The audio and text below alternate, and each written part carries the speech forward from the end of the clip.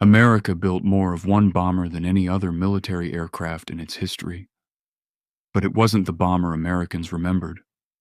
It wasn't the bomber on recruitment posters, war bond advertisements, or Hollywood movie screens. That honor went to a different aircraft entirely. The B-17 Flying Fortress. This is the story of the B-24 Liberator, the bomber that outproduced, outran, and outranged the B-17 in almost every measurable way, and still somehow got left behind by history. Let's start with the numbers, because they're honestly staggering. Consolidated Aircraft built over 18,400 B-24 Liberators during the Second World War.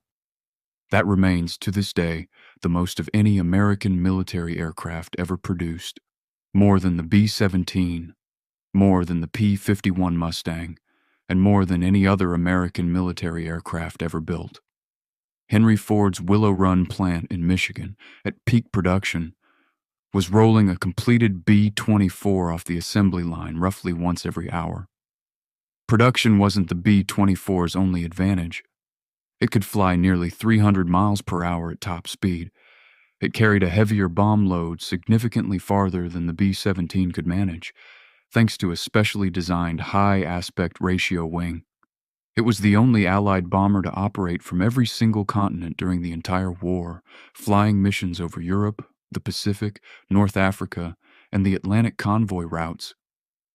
So why did the slower B-17 become America's legend instead? The answer comes down to two things: how it felt to fly and how it felt to survive in. Pilots consistently described the B-24 as significantly harder to handle than the B-17. It required more strength, more attention, and more skill just to keep in formation. A German test pilot who evaluated captured Allied aircraft during the war reportedly rated it noticeably worse to fly than both the B-17 and Britain's Avro Lancaster. But there was another reason crews feared the Liberator, and it had nothing to do with German fighters. Some American air crews gave the B-24 a grim nickname: the Flying Coffin. That name didn't come from enemy propaganda. It came from the men who flew it. Here's why.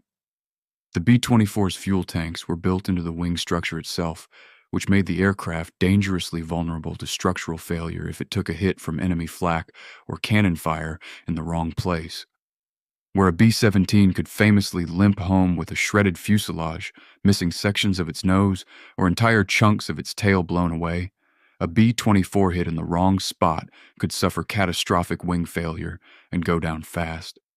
And if a crew needed to bail out in an emergency, the B-24's design gave them a single, difficult-to-reach emergency exit toward the rear of the aircraft, a serious problem when seconds mattered most. The B-17, meanwhile, built almost the opposite reputation. Stories quickly spread across the Army Air Forces of flying fortresses refusing to fall, engines dead, gaping holes torn through the fuselage, tail sections barely holding on, and still landing safely, still bringing their crews home. That reputation for toughness earned it near mythical status among American airmen and the public alike. By the war's end, the B-17 alone had dropped roughly 42% of all the bombs dropped on Nazi Germany by the entire U.S. Army Air Forces. But raw numbers tell a more complicated story about actual wartime importance. The B-24 flew some of the most dangerous and consequential missions of the entire war.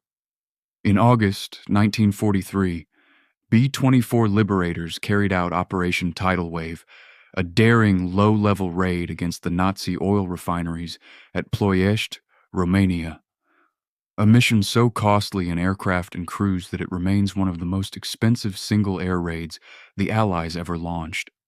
But bombing Germany wasn't the Liberator's only war. The Liberator also played a central role in closing the Mid-Atlantic air gap, the stretch of ocean where Allied convoys had previously been left completely undefended from the air, vulnerable to German U-boat wolf packs. Long-range B-24 patrols helped turn the tide of the Battle of the Atlantic. So why did the B-17 get the movies, the model kits, the magazine covers, while the B-24, despite outproducing it nearly 2-1, faded into the background of popular memory? History rarely remembers production records.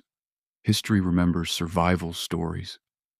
A photogenic aircraft limping home against impossible odds is a story people want to tell around a table. A bomber quietly flying thousands of successful missions rarely becomes a legend, even when it arguably did more of the actual heavy lifting. Despite record-breaking production, the B-24 never received the same books, films, or public attention as the Flying Fortress, something aviation historians have pointed out for decades. By the war's end, the B-24 Liberator held records it still holds today: the most produced heavy bomber, the most produced multi-engine aircraft, and the most produced American military aircraft of all time. Meanwhile, the B-17 held something the B-24 never quite could: the public's imagination. 2 bombers, 1 war. Wildly different legacies. Winning wars and winning history aren't always the same thing. The B-24 helped win the war. The B-17 became the legend America never forgot.